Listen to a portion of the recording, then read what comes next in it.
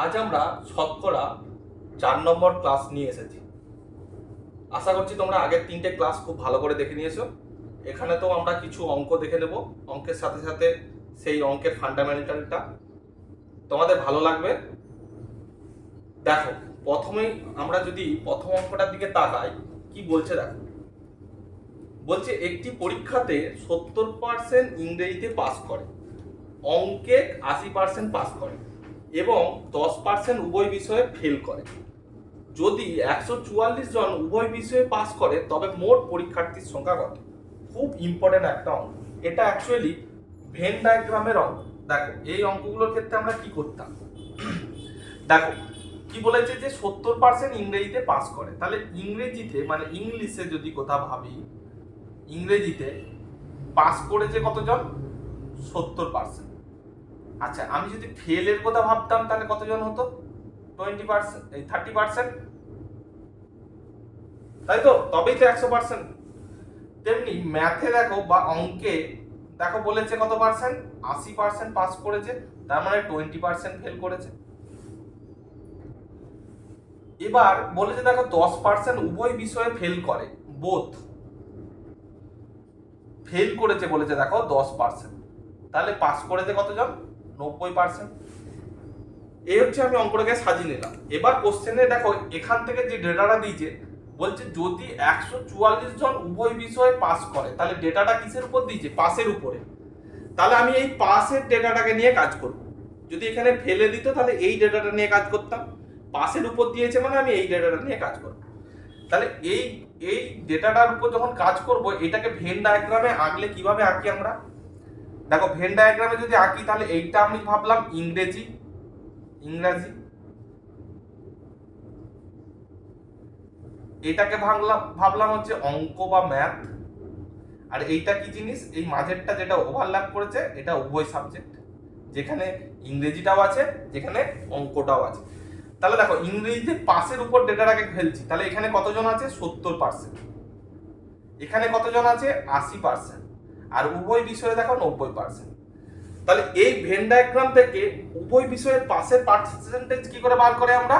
Percentage বার করি 70% মানে এই পাশের ডেটাটা প্লাস এই পাশের ডেটাটা মাইনাস মাঝের ডেটাটা। কারণ দেখো এই 90%টা এই 70-এর মধ্যেও আছে, এই 80-র মধ্যেও আছে।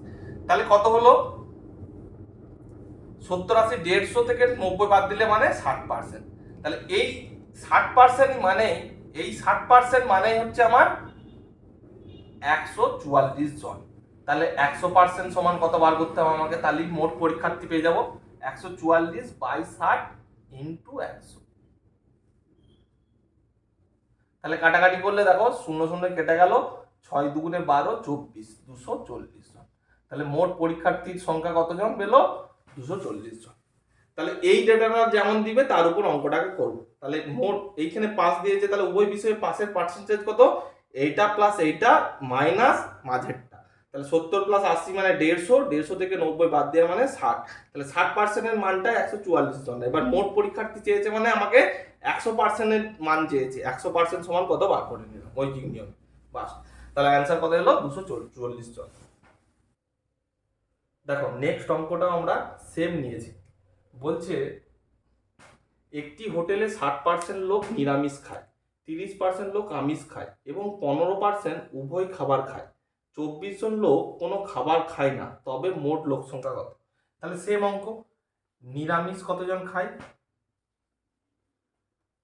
দেখো একটা লিখছি খায় আর খায় না, তাই তো? তাহলে খাই দিয়েছে দেখো 60% লোক, তাহলে খায় না কত? 40% লোক। তেমনি আমিষ দিয়েছে দেখো 30% লোক খায়, তাহলে 30 যদি খায় তাহলে খায় না হচ্ছে 70%। তেমনি উভয় বিষয়, উভয় খাবার খাই দিয়েছে 15%, তাহলে নিশ্চয়ই খায় না কত? 85%। দুটো ডেটা পেয়ে গেলাম সাজিয়ে। এবার কোশ্চেনে ডেটা দিয়েছে দেখো 24 জন লোক কোনো খাবার খায় না, 24 জন লোক কোনো খাবার খায় না দিয়েছে। তাহলে কোন ডেটাটা নিয়ে কাজ করব? এই ডেটাটা নিয়ে। তাহলে ভেন ডায়াগ্রামে আঁকছি, এই দিকটা হচ্ছে নিরামিষ, এইটা আমিষ, এইটা উভয়।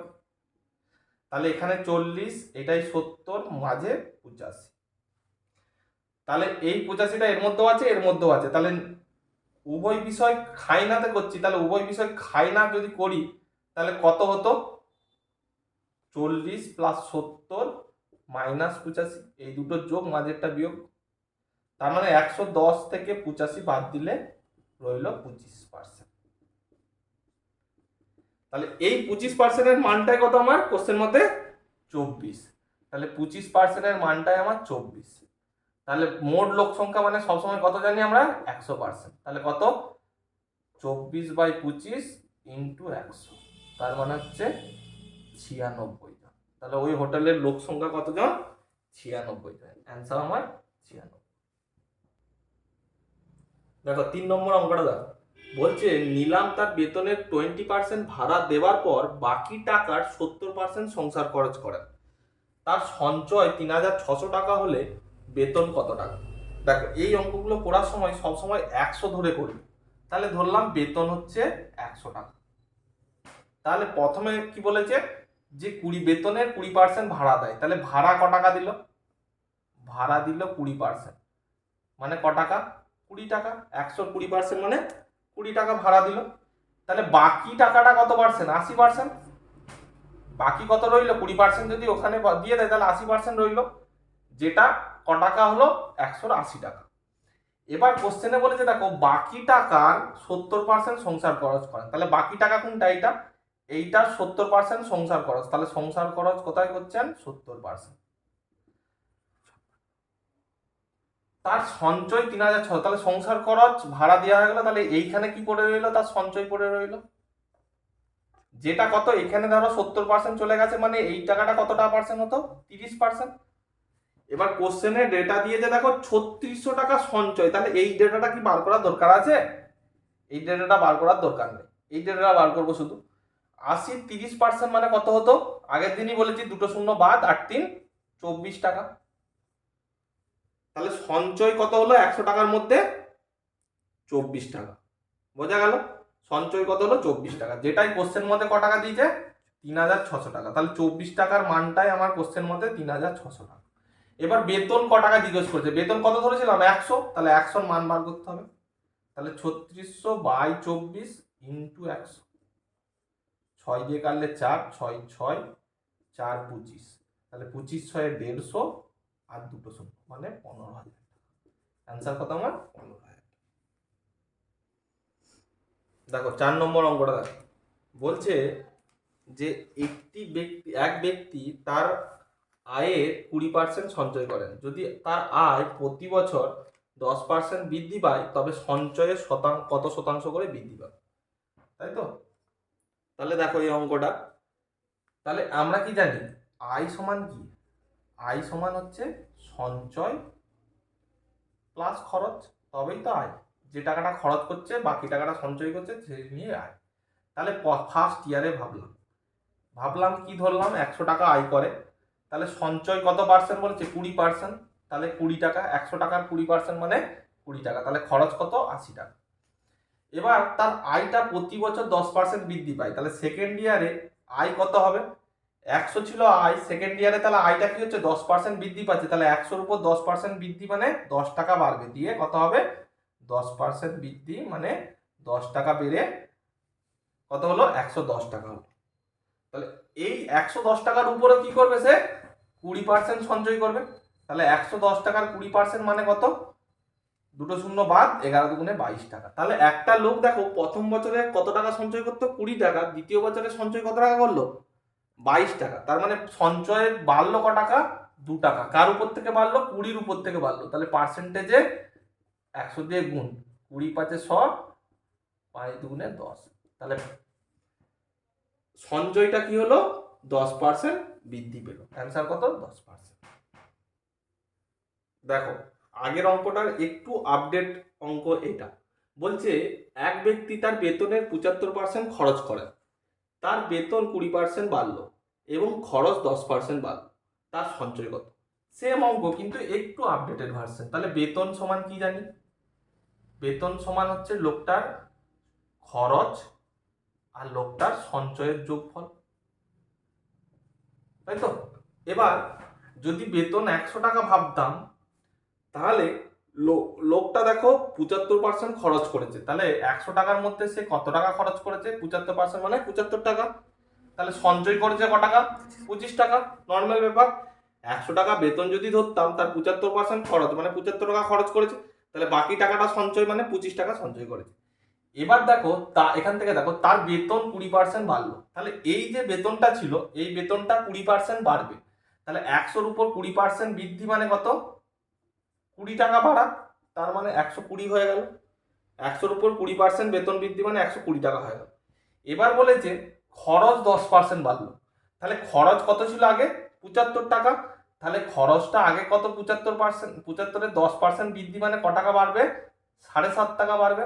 নর্মাল নিয়ম, এই দুটোর গুণ করে দুটো শূন্য বাদ, শূন্য না থাকলে পয়েন্ট, তাহলে একটা শূন্য বাদ দিলাম, দুটোর গুণ করে একটা পয়েন্ট বসিয়ে দিলাম, তাহলে 7.5 টাকা বাড়লো। তাহলে 75-এর উপর 7.5 টাকা বাড়া মানে কত হলো? 82.5 টাকা হলো। তাহলে ভাবো একটা লোক এই বছরে এই যে ইয়ারটায় 120 টাকা বেতনের মধ্যে 82.5 টাকা খরচ করে দিল, তাহলে তার সঞ্চয় ক টাকা? তাহলে নিশ্চয়ই মাইনাসটা, তাহলে 5 হাতে 3, 7 হাতে 1 দিতে 9, 3 12। তাহলে একটা লোক 20% বেতন বাড়লো আর খরচ 10% বাড়ানোর পর 37.5 টাকা সঞ্চয় করছে। তার দেখো এবার তার সঞ্চয় কত পার্সেন্ট বাড়বে। আগে লোকটা কত টাকা সঞ্চয় করতো? 25 টাকা। এখন লোকটা কত টাকা সঞ্চয় করছে? 37.5 টাকা। তার মানে সঞ্চয়টা বেড়েছে কত? 12.5 টাকা। তাহলে পার্সেন্টেজে বার করে এবার। 12.5 টাকা বেড়েছে কার উপর থেকে? 25-এর উপর থেকে 100-র জন্য কত? 12.5 ডবল হচ্ছে 25, তাহলে 100/2 মানে 50%। তাহলে অ্যান্সার কত? 50%। বুঝে গেল? দেখো ইম্পর্টেন্ট অঙ্ক এটা। বলছে কোনো পরীক্ষায় রাম 30% নম্বর পেয়ে 15 নম্বরের জন্য ফেল করলো এবং মোহন 40% নম্বর পেয়ে 5 নম্বর থেকে 35 নম্বর বেশি পেল। পরীক্ষাটি কত নম্বরে? খুবই ইম্পর্টেন্ট। দেখো যদি আমি গ্রাফ আঁকি তাহলে ভাবো তো এখানে কত নম্বরের পরীক্ষা? 100 নম্বরের, তাই তো। 100%-এর পরীক্ষাটি 100%। তার মধ্যে একটা রাম বলে ছেলেটা 30% নম্বর পেয়েছে, ধরতে পারি এটা 30% নম্বর পেয়েছে আর এখানে 5, কিন্তু 15 নম্বরের জন্য ফেল করলো, তাহলে 30%-এর পরও তাকে কত পেতে হতো? আরো 15 নম্বর পেতে হতো। তাহলে 30% নম্বর পেয়েছে কিন্তু পাস করতে গেলে তাকে আরো 15 নম্বর লাগবে, তাহলে এই গ্যাপটা নিশ্চয়ই 15 নম্বর। এবার মোহন বলছে 40% নম্বর পেয়েছে, পেয়ে 5 নম্বর থেকে 35 বেশি পেয়েছে, তাহলে 5 নম্বর থেকে 35 বেশি পেয়েছে কিন্তু ওভারঅল কত পেয়েছে? 40% নম্বর পেয়েছে, তাই তো। তাহলে এইটা আমার গ্রাফটা পেলাম। তাহলে দেখো পরীক্ষাটি কত নম্বরে বলেছে, তাহলে পরীক্ষাটিতেও 100% জানি। তাহলে দেখো এইখান থেকে এইখানের মধ্যে এইটুকু জায়গার মধ্যে পার্সেন্টেজ কত পার্সেন্ট আছে বলো তো? 40% মাইনাস 30% মানে 10%-এর কথা হচ্ছে এই জায়গাটাতে। এখান থেকে এইটা 40%, এতটা এই প্রথম থেকে এতটা 40%, তার মধ্যে এইটুকু 30%, তাহলে এইটুকু কত? 10%। তেমনি এইটুকু থেকে এই জায়গাটার মধ্যে নম্বর কত আছে? নম্বর আছে দেখো এখানে 15, এখানে 35, তার মানে টোটাল নম্বর আছে 50। তাহলে 10% যেটাকে দেখাচ্ছে সেই জায়গাটার মধ্যে 50 নম্বর আছে, তাহলে নিশ্চয়ই এরা সমান। তাহলে 10%-এর মানটাই আমার 50, তাহলে পুরো পরীক্ষাটা কত পার্সেন্ট? সবসময় 100%। তাহলে দেখো কত সমান 50/10 ইন্টু 100, তার মানে হচ্ছে 500। তাহলে পরীক্ষাটি কত নম্বর পার্সেন্ট? 500। পরীক্ষাটি কত নম্বরের? 500 নম্বর।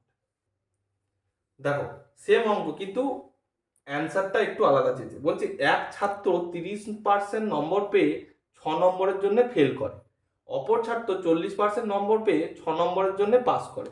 পরীক্ষাটি পাস করতে কত নম্বর লাগে? তাহলে সেম জিনিস, এখানে ধরো যদি পাস করি তাহলে একটা ছেলে এখানে 30% পেয়েছে কিন্তু পাস করতে আরো তার 6 নম্বর লাগতো।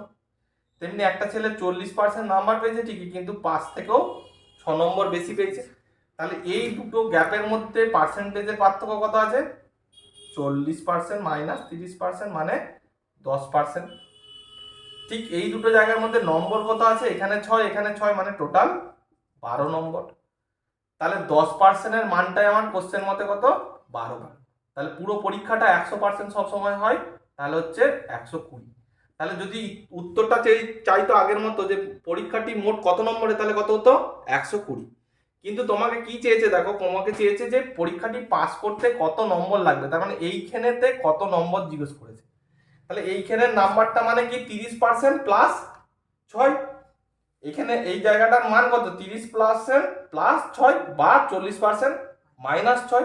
তাহলে এই জায়গাটার মান হচ্ছে 30% প্লাস 6 অথবা 40% মাইনাস 6। তাহলে যে কোনো একটা ধরে করো। তাহলে দেখো 10% সমান 12, এখান থেকে ভাবো 10% সমান 12, তাহলে 30% মানে কত হতো, 30% মানে 12 3 36 হতো। 10% সমান 12, 30% সমান 36, কারণ এইটা 3 গুণ হয়েছে, তার মানে এটাও 3 গুণ। তাহলে 36 প্লাস 6 মানে 42 নম্বর। তুমি এইভাবেও করতে পারতে। তাহলে 40% মানে কত, 10% সমান 12, 40% সমান 12 যারা 48 মাইনাস 6 মানেও 42। তুমি যে কোনো একটা ধরে করতে পারো। তাহলে পরীক্ষায় পাস করতে গেলে কত নম্বর লাগবে, 42 নম্বর। দেখো, একটি নির্বাচনে দুজন প্রার্থীর মধ্যে বিজয়ী প্রার্থী মোট ভোটের 60% ভোট পেয়ে 5000 ভোটে জয়লাভ করে। তাহলে মোট ভোটারের সংখ্যা কত। তাহলে এই সব অঙ্ক কি বলেছি, ধরো মোট ভোটার সংখ্যা 100 ধরে নিলাম। তাহলে দুজন প্রার্থী আছে, দুজন প্রার্থী, একজনকে বিজয়ী আর একজন হারা প্রার্থী। বিজয়ী প্রার্থী কত পার্সেন্ট মোট ভোটের, 60% ভোট পেয়েছে, তাহলে নিশ্চয়ই এই লোকটা 40% ভোট পাবে। তাহলে ই পেয়েছে 60টা ভোট, ই পেয়েছে 100-র মধ্যে 40টা ভোট। কিন্তু বলেছে দেখো 5000 ভোটে জয়লাভ করে। তাহলে এইখানেতে ডেটাটা 5000 ভোটে যেটা ডেটা দিয়েছে জয়লাভ করে, তাহলে এই যে 100-র মধ্যে এই লোকটা কটা ভোটে জয়লাভ করেছে সেটা বার করলে 20টা ভোটে জয়লাভ করেছে। আমাকে এইখানে দিয়েছে যে কটা ভোটে জয়লাভ করেছে, তাহলে আমি এই ডেটাতেও কটা ভোটে জয়লাভ করেছে সেটা দেখবো। তাহলে এই ভোটের হিসাবে কটা ভোটে জয়লাভ করেছে, 60টা আর 40টার, তার মানে 20টা ভোটে জয়লাভ করেছে। তাহলে এই 20টা ভোটে জয়লাভ করেছে, সেটাই কোশ্চেন মতে 5000। এবার উত্তর কি চেয়েছে, মোট ভোটারের সংখ্যা কত। তাহলে মোট ভোটারের সংখ্যা আমি 100 ধরে কাজ করেছিলাম, তাহলে 100 সমান কত বার করতে হবে, তাহলে 5000/20 ইন্টু 100, তাহলে হচ্ছে 5 5 25,000। তাহলে অ্যান্সার কত, 25,000। দেখো, আগের অঙ্কটার একটু আপডেটেড ভার্সন এই অঙ্কটা। বলছে একটি নির্দিষ্ট বিধানসভায় মাত্র দুজন প্রার্থী প্রতিদ্বন্দ্বিতা করে, ওই নির্বাচনে 10% ভোটার ভোটদানে বিরত থাকে। প্রদত্ত ভোটের 60% ভোট পেয়ে বিজয়ী প্রার্থী 27,000 ভোটের ব্যবধানে জয়লাভ করে। তাহলে মোট ভোটার সংখ্যা কত। তাহলে সেম, মোট ভোটার সংখ্যা 100, মোট ভোটার সংখ্যা কত, 100। তাহলে 100 জনের মধ্যে কি বলেছে, 10% ভোটদানে বিরত থাকে। তাহলে বিরত থাকেন কতজন, 10%। তাহলে ভোট দিয়েছেন কজন,